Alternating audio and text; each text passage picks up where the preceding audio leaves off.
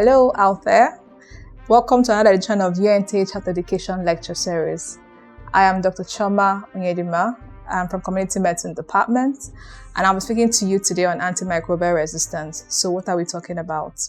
Now, this resistance is what happens when the microbes change when they're exposed to antimicrobes. Now, what are these antimicrobes? You go to the chemist, you say, give me drugs, I have cough, I have fever.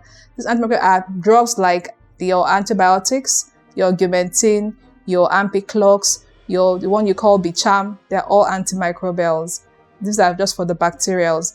If you take these drugs without completing the dose, as me, I meant to take a drug for 7 days, and you take it for 3 days, the microbes are already exposed. They don't die completely. They go back, form, and get ready for more war, because they are all what the drugs do is the drugs kill them off, and they are fighting the drugs as well, even while the drugs is killing them. So they go get ready for war, because this thing that is killing us seems to have stopped. What happened? We can't allow it to kill us again, so we go get ready. So you see, this is why this happens, is because we take drugs for less number of days.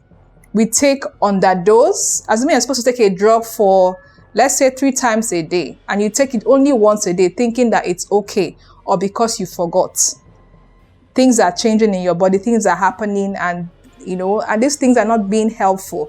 These microorganisms go back and get more strength. They go and wear more coats, and come back to fight that drug when next time you will take it. So when this happens, if you now get to take the drugs at a later date or some other time, you see that this microorganisms that you're already there are able to fight and are able to resist that drug from killing them. So there's trouble. Another time when this happens is also when most people that grow poultry or that grow fishes give these antibiotics to these animals.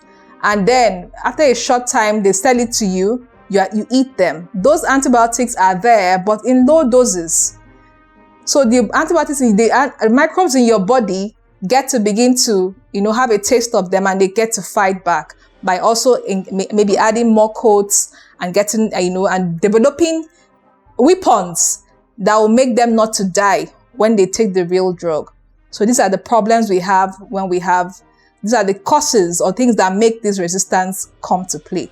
Now, this resistance is everywhere. It's only in Nigeria here, actually. We have it in places like Europe, the Americas. And then the common ones we have with us are the malaria drugs. Remember when we stopped taking chloroquine? It was because of this same problem. The chloroquine could not kill the malaria anymore because they have grown wings. They have one more coat to be able to prevent themselves from dying when you take this chloroquine. So that's one major problem. So you see the challenge, and it's everywhere in the whole wide world. Another thing also, so one of the problems these things bring is the fact that it makes you stay more in the hospital. It's a huge problem. You come to the hospital to be treated for maybe, let's say, typhoid, and you're meant to be admitted for maybe, let's say, 3 days, 4 days. And then you tend to stay for 2 weeks. You haven't gone. You're still having your fever. You're still having your stomach ache. You're still having your headache. Your symptoms are not going because they give you drugs is not working. So you see, you spend more money treating yourself in the hospital. Doctor spends more time. They do overtime because of the simple problem you've caused, And then even those that are producing the drugs spend more money trying to make drugs that will kill these organisms. So if we can prevent this, then we won't have this problem. So how do we go about preventing this antimicrobial resistance? First of all, the very first and most important thing is not to take drugs that are not prescribed by your doctor. We are used to going to chemists to buy our drugs, and it's really not the best thing for us because they won't give you the correct drugs. They give you drugs that will not treat what you're having. Now, the microbes in your body gets to see them, like we said earlier, and they change, and they are able to attack when you now take it again. So you see another problem.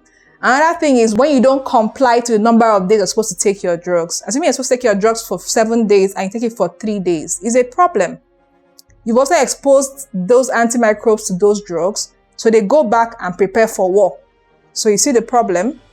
So another thing also is the fact that we take underdose.